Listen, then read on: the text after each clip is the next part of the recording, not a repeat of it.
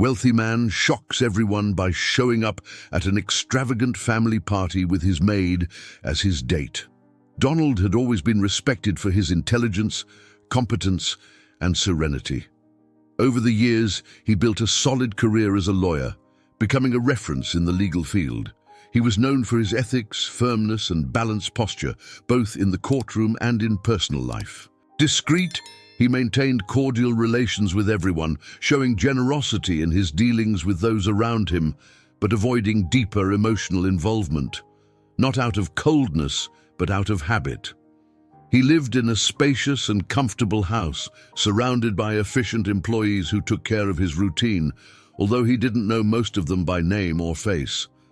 His family, traditional and proud of its roots, had always pressured him to marry.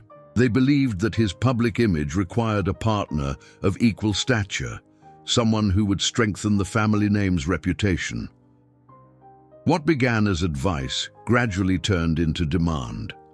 Donald listened, smiled politely, but remained alone.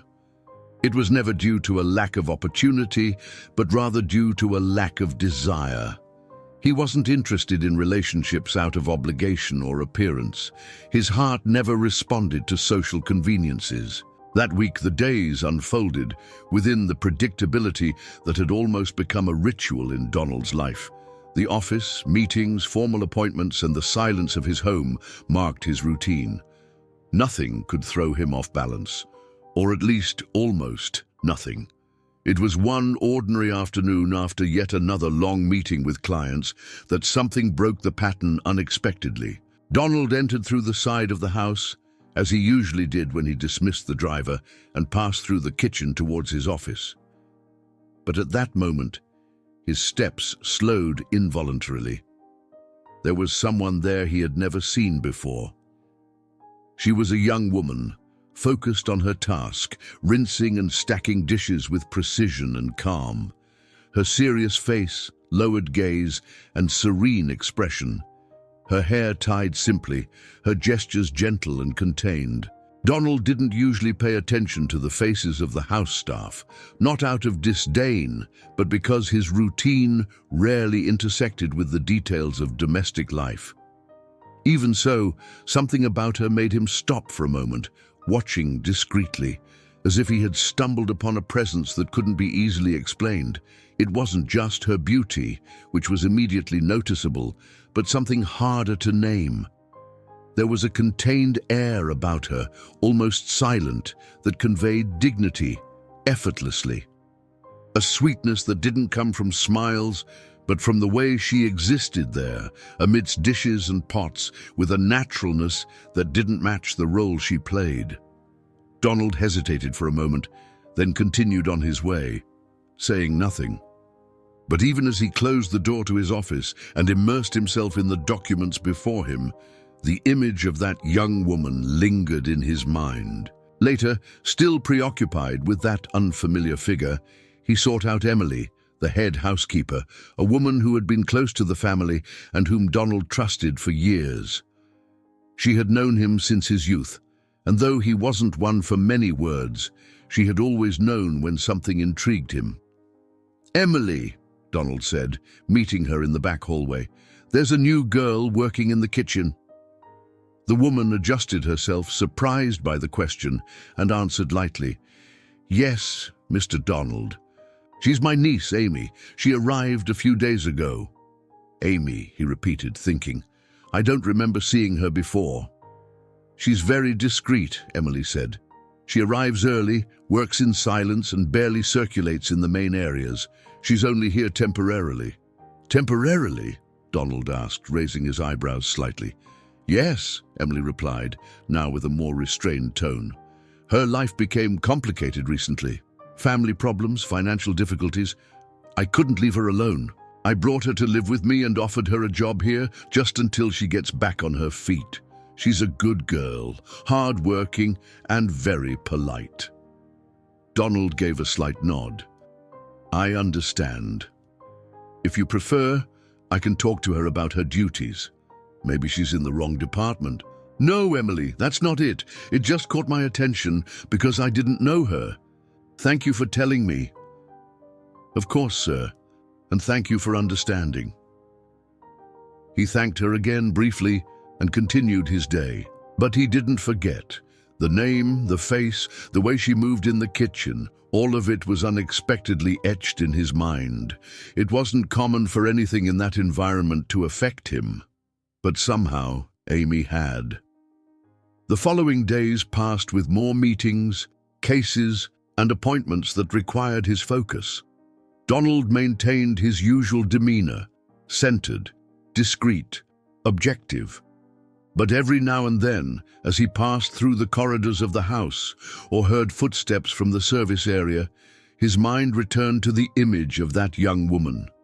Without explanation, without intention, it simply came back. It was on a Tuesday morning, while reviewing some documents before heading out to court, that his phone rang. It was his mother. The conversation began as it always did. Formal questions about health, work, and her usual gentle yet firm tone. "Donald, dear, how are you? Are you eating well? Are you resting properly?" "I'm fine, Mom, as usual," he replied politely. "I hope so, because you know this month's dinner will be special." Donald sighed quietly, already anticipating what was to come. "The whole family will be there. Your uncles, cousins, old friends. It's an important event, Donald. You can't miss it." "I won't miss it, Mum. I'll be there." "Great. But Donald, you know what I'm going to say." "Yes, Mum." "Take a date. Please. Coming alone always gives the wrong impression. It's important for all of us. I understand.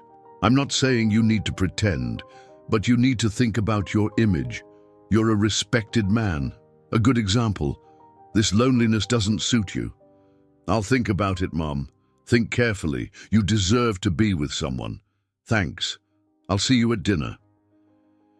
He hung up with the same calm tone as always. But this time, the words didn't dissipate so easily. The idea of showing up at that dinner alone, as he always did, bothered him in a new way. It wasn't about the pressure. He had gotten used to that. It was something deeper. A desire not to keep playing that game, not to pretend that all of this didn't matter to him. The following days, doubt followed him like a shadow. He thought about declining the invitation, staying away, but he knew that wasn't the solution. He also considered inviting a known friend, a trusted colleague. But just the idea of faking a relationship exhausted him. He didn't want theater. He didn't want social performances. And then, without much warning, Amy appeared in his mind, as if her name had been there all along, waiting. He remembered her calm expression, her humble demeanor, and the beauty that was evident even in the simplest gestures. Amy was very beautiful. This was impossible to ignore, but what intrigued him more was how that beauty was accompanied by a silent presence, almost contained, and a dignity that didn't fit the role she played. He thought about the way she moved through the kitchen, her steady and serene gaze, the effortless elegance. It would be bold, of course, perhaps even unthinkable for someone in his position, but it didn't feel wrong. He didn't want to make her a symbol, nor did he want to embarrass her. He simply wanted sincere company, without pretense. Someone who would be by his side for a night, without expectation, without commitment. And the more he thought about it, the more the idea felt right. Determined, he waited for the right moment. He observed her routine for a few days, without imposing himself. And then, one quiet afternoon, when she was leaving the laundry room with a basket of clothes, he approached her carefully. "Amy," he said in a low voice. She stopped immediately. Her eyes widened a little. She hadn't expected to be called by him. "Yes, sir. I'd like to speak with you. Can it be now?" "Of course," she replied, still unsure. He pointed to a nearby bench in the garden where they could talk more privately. "Please, sit down. It will be quick." Amy obeyed, her body still a little tense. Donald sat next to her, maintaining a respectful distance. I apologize for approaching you like this. I know it's not common, but I want to extend an invitation, and I hope you'll listen freely." She nodded, surprised. "In a few days, there will be a family dinner, an important, formal event. And as always, my mother insisted that I bring a date. I normally ignore this kind of pressure, but this time, I thought differently." Amy looked at him, not hiding her astonishment. "Me, sir?" "Yes. There are no intentions beyond this event. I don't want you to feel pressured or embarrassed. I thought of inviting you because I admire the way you carry yourself. You are discreet, polite, and you convey something that many people can't even with expensive clothes." Amy didn't respond immediately. The silence between them lasted for a few seconds. "Of course, I would cover everything. The dress, transportation, preparation. And if it interests you, I can also offer a gratuity for your presence, but only if you're comfortable with that." She took a deep breath. Her eyes didn't reveal judgment, only surprise. "I can think about it, sir." "Of course, take your time. And if you decide to decline, that's your right. There will be no problem." She nodded slowly. "Thank you for being clear." Donald gave a slight nod and stood up. "Good afternoon, Amy." "Good afternoon, Mr. Donald." As he walked back to the house, Donald noticed the light tension in his shoulders had lessened. Now it all depended on her. That night, Donald had dinner in silence, as he usually did, but his mind was far from the plate before him. The conversation with Amy had left a more significant mark on him than he had expected. It had been direct, respectful, without hesitation, and yet delicate. He hadn't expected her to accept right away, nor had he expected her reaction to be so serene. It was as if she were accustomed to dealing with unexpected proposals with a maturity that didn't match her apparent youth. The next morning, Donald was finishing reviewing a case in his home office when he heard a soft knock at the door. He looked up, surprised. It was rare for anyone to knock there without prior notice. "Come in," he said, resting the papers on the desk. The door opened slowly. Amy appeared, walking softly, but with a firm posture. She wore the simple uniform she used daily, her hands crossed in front of her body. "Excuse me, Mr. Donald," she said in her calm voice. "Of course, Amy. You may speak." She took a deep breath, without hesitating in her gaze. "About the invitation. I thought a lot about it, and I've decided to accept." Donald nodded slowly, almost with contained surprise. "I'm glad to hear that. But there's one thing," she continued. "I don't want any extra payment. I wouldn't feel comfortable with that." "It's not about money, Amy," he said gently. "I just wanted to make sure you felt at ease. I understand, and I appreciate the consideration. But for me, it's enough to know that you chose me. If you take care of the preparation so I don't have to worry about that, that's more than enough." "I can do that," said Donald with a slight smile. "You can leave everything with me." She nodded briefly, almost shyly, but with quiet resolve. Then, "It's settled." It's settled. In the following days, Donald mobilized everything in his power to organize the preparations. He called Shirley, a stylist he had worked with years ago on an event for his family's foundation. Shirley was discreet, experienced, and had the sensitivity to handle unconventional situations. He explained the context with minimal details, and she understood immediately. "Trust me, Donald, it will work out," Shirley said firmly over the phone. The next afternoon, Amy was discreetly called to one of the guest rooms, where Shirley was waiting for her with a wardrobe full of dresses. Amy entered with hesitant steps and curious eyes. "You must be Amy," Shirley said, smiling. "I'm Shirley. I've been asked to help you get ready for the dinner." "For me?" Amy said, surprised. "Yes, dear. We'll find something that suits you. And don't worry, I'm not here to turn you into someone else, just to enhance what you already are." Amy smiled, a little embarrassed. Thank you.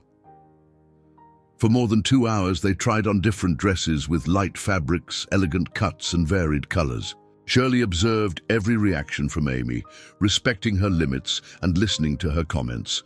It was then that she took a light blue dress from the rack and said with a sparkle in her eyes, "Try this one. Try this." Amy entered the makeshift fitting room, and when she came out, Shirley remained silent for a few seconds. "This one," she said at last. "No doubt." The dress had a subtle fit, slightly marking the waist with a discreet neckline and an almost imperceptible sheen in the fabric. It was elegant, but not overdone. Amy looked at herself in the mirror, touching the fabric delicately. "It's beautiful," she said, almost in a whisper. "You look stunning," Shirley affirmed. "Now all that's left is the hairstyle and makeup on the day." On the evening of the dinner, a small team arrived early at the house without making a fuss. Amy was taken to the same room where she had tried on the dresses. Her hair was straightened and pinned in a loose bun, with a few strands framing her face. The makeup was done with soft tones, highlighting her eyes and enhancing her features with subtlety. When it was done, she stood up and looked at herself in the mirror. For a few seconds, she didn't recognize her own image, but not as if she were seeing someone else. It was as though she were seeing a version of herself she had never had the chance to show. At 7 in the evening, Amy descended the stairs. Donald was waiting for her in the main room, already dressed in a dark suit and a serene look. When he saw her, he stopped walking. His eyes followed her entirely, from her first steps to the hem of her dress. He didn't say anything right away. "Good evening, Mr. Donald," Amy said with a slight smile. "Good evening," he replied, still silent for a moment. "You look stunning." "Thank you." Shirley was very kind. "Yes, she has good taste, but the credit is yours." She lowered her gaze for a moment without losing her composure. Donald extended his arm. "Shall we? Let's." In the car, the silence between them was not uncomfortable. It was filled with something new, still nameless. She watched the street through the window, trying to control her nerves. Donald, on the other hand, seemed calm, but attentive to every gesture she made.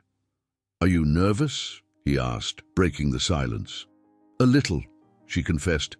"Not because I'm with you, but because I know the people there. They will find it strange." "Yes, they will," Donald replied frankly. "But you owe nothing to anyone, and I'll be by your side." Amy nodded with a slight smile. When they arrived, the hall was already full.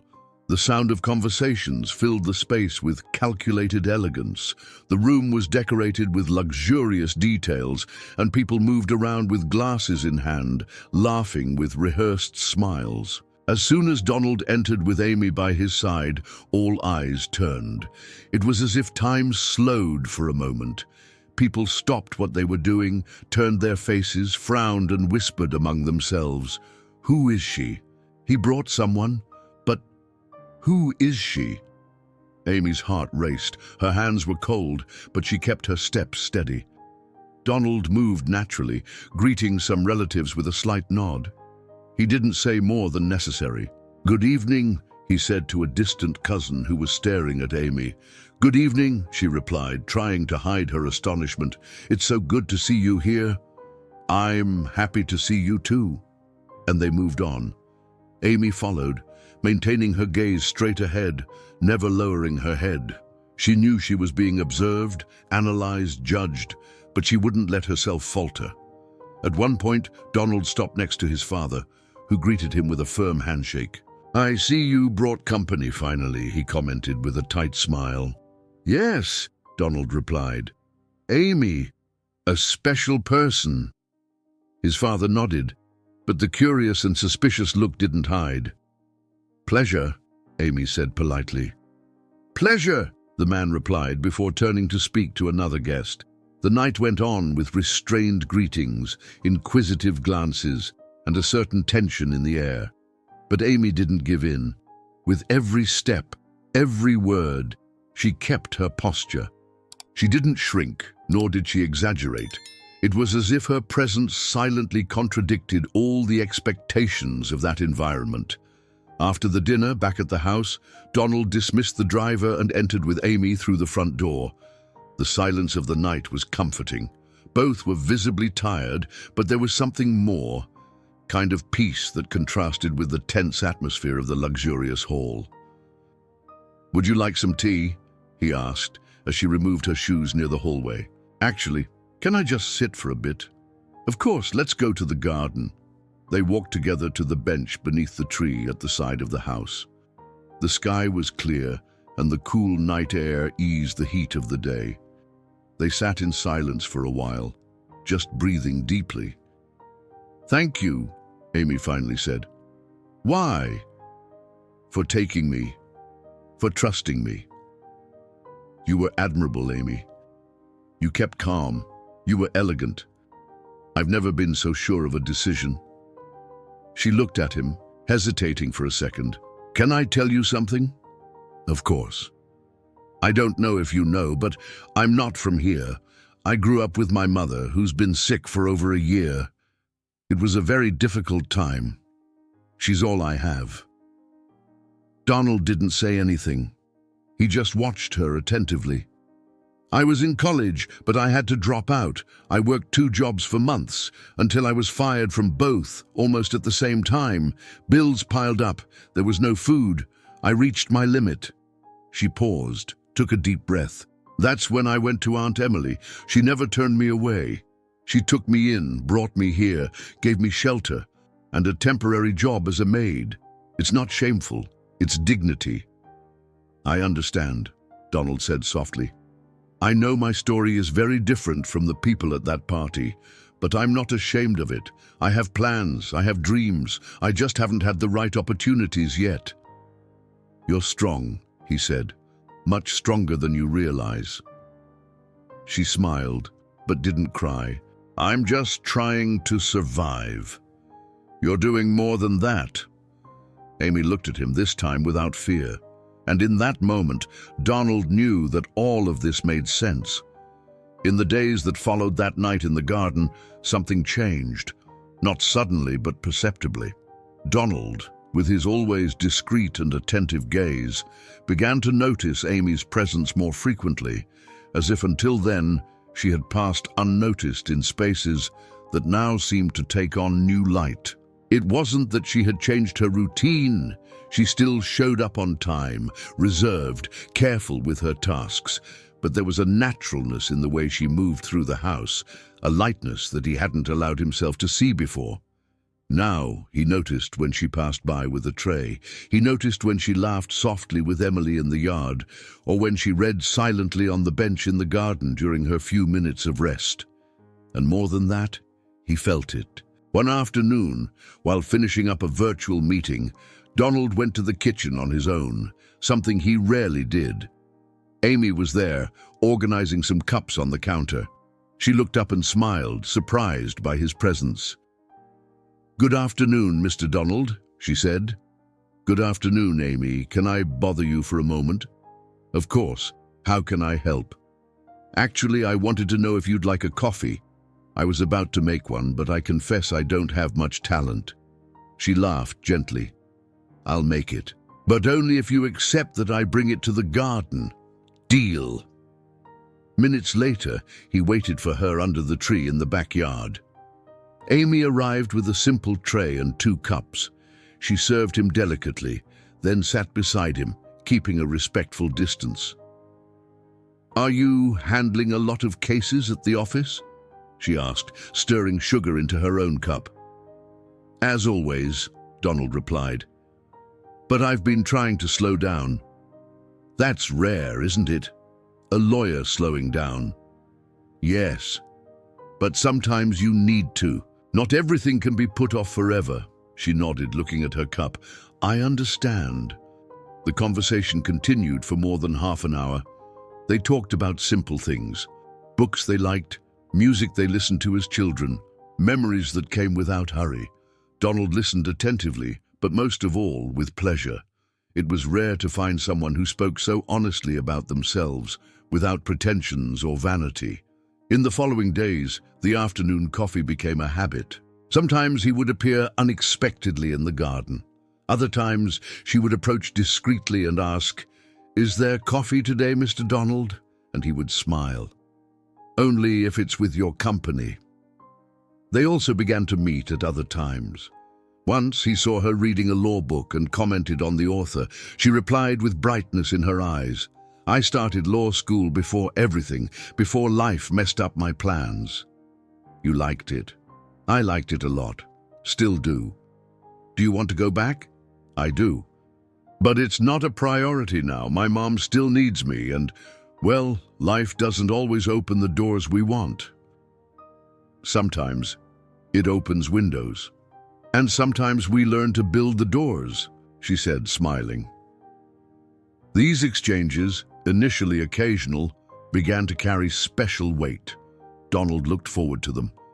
Amy seemed to understand his pauses, his silences, without needing to invade his space. In return, he offered something rare, a listening ear. He didn't judge, he didn't try to fix her, he simply let her exist, without filters.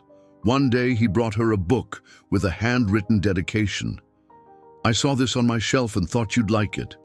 "Thank you, Mr. Donald." "I already told you to call me Donald, didn't I?" She hesitated. "I don't know if I can get used to it." "You can try," she smiled. "Thank you, Donald." It was in this calm rhythm, almost imperceptible to the outside world, that the two grew closer. What started as curiosity turned into admiration. The admiration grew into affection. Affection took the form of love. And without either of them noticing the exact moment, this love became something deeper. Months passed. Donald continued with the same work routine, but now there was something different in his days, a new sense. He began to organize his schedule better, avoiding evening meetings. He liked being home before sunset. He liked knowing he could find Amy in the garden, or on the porch, or even in the kitchen, with the calm that had become a constant presence. One day, after a long conversation about the college she had abandoned, Donald found the courage to ask. "Have you thought about going back to school?" he asked. "I think about it all the time. But as I said, I can't now. I have to help Emily and work and take care of my mum when I can." "If you had a different situation, would you go back?" "I would without thinking twice." He fell silent for a moment. "If I offered you that situation, would you accept?" She looked at him seriously. "Are you serious?" "I am." "But why?" "Because you have talent, and because you deserve more than just surviving." She looked away, visibly touched. "I don't know if I can accept." "Think it over. It's not a favor. It's an opportunity. The decision is yours." She didn't answer that moment, but days later, she sought him out in the house's library. "About your offer, I accept, but with one condition." "Tell me." "I want to continue helping Emily here at the house, at least until things settle down." "It's a deal." From that point on, their relationship was no longer just silent. They began to share small secrets, daily confidences, stray thoughts between pauses. It was no longer just an emotional closeness. It was a partnership built on listening, respect, and constant presence. Even without labels or declarations, there was something firm, visible between them that didn't need explanations. Still, outside the house, everything remained discreet. Donald never sought to expose his life, much less justify his choices, and Amy, with her reserved nature, didn't seek attention. Until, months later, at a casual lunch at Donald's mother's house, he arrived with Amy by his side, as though reaffirming a decision without needing to announce anything. It wasn't exactly a surprise. Many there remembered her from the previous dinner, but perhaps didn't expect to see her again in a family setting, in an informal event, as someone who was part of his routine. And that's what caused the discomfort. Not Amy's presence itself, but the signal of continuity, of permanence, of bond. The looks weren't as blatant as before, but they were still there. Some exchanged quick glances. Others whispered amongst themselves. Donald's mother tried to keep her expression neutral, but her restlessness was evident in her gestures. One of the uncles, while serving wine, commented in a low voice, "I thought that night was just a formality." Donald heard but didn't react. He continued calmly, as he always did. Amy didn't flinch either. She greeted those she needed to with politeness, without forcing smiles, but with respect. During the lunch, his mother called him to a discreet corner of the garden. "You're not going to tell me anything?" she asked, trying to keep the tone light. "There's not much to tell," Donald replied calmly. "Aren't you two together?" "We're fine." "Is it serious?" "It's sincere. And for me, that's enough." She sighed, but didn't insist. The reactions remained discreet. Some seemed to accept it, perhaps out of respect, maybe strategy. Others kept their sideways glances, silently judging. Donald, as always, didn't discuss. He didn't explain. He continued living by Amy's side with the same tranquility of someone who knows they don't need the approval of others to live in peace. Years later, Amy graduated with honors. She received her diploma with a calm smile, surrounded by a few people, but those who truly mattered. Her mother, now in continuous treatment, was doing much better. Emily clapped for her with tears in her eyes. Donald stood by her side in silence, but with visible pride on his face. Soon after, they bought a house in a quieter area, a place with a garden, silence, and space for new beginnings. Donald set up a small office right there, where he took selective cases with more time and more calm. Amy, for her part, began a social project aimed at helping young people in vulnerable situations. She knew firsthand what it was like to start over without support. Now she wanted to offer that support to others. One afternoon, sitting on the garden bench, she looked at him with tenderness. "Do you think all this was crazy?" "If it was," Donald said, "it was the best kind of crazy in my life." She rested her head on his shoulder. "I never planned this," she murmured. "Neither did I. But it's real. More real than anything I've ever lived."